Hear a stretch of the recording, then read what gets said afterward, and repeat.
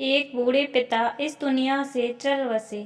उन्होंने अपनी संपत्ति के रूप में अपने 3 बेटों के लिए 17 ऊँट छोड़ गए थे।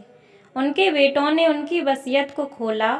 उस पिता की वसीयत के अनुसार सबसे बड़े बेटे को 17 ऊँटों में से आधे दिए जाएंगे, मझले बेटे को इसका 1/3 भाग दिया जाएगा और सबसे छोटे बेटे को 1/9 भाग दिया जाएगा।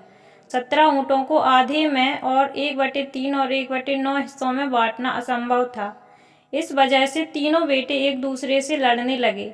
इसी वजह से तीनों बेटों ने किसी विद्वान इंसान के पास जाने का निर्णय लिया। विद्वान इंसान धीरे से उनके पिता की वसीयत को सुन ही रहा था। तभी उस इंसान ने अपना भी एक ऊँट उन 17 ऊँटों में मिला दिया।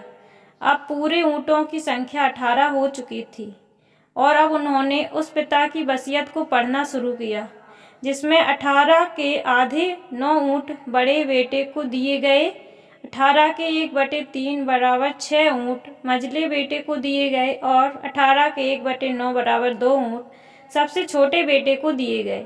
अब इन सभी को आपस में जोड़िए, 9, 6 और 2 बराबर 17 और इस तरह एक ऊँट का बच गया, जो उस विद्वान का ही था।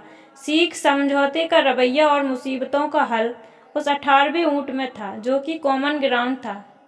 इस बार यदि कोई व्यक्ति कॉमन ग्राउंड ढूंढने में सफल हो गया तो उसकी पूरी मुसीबत ही समाप्त हो जाती है।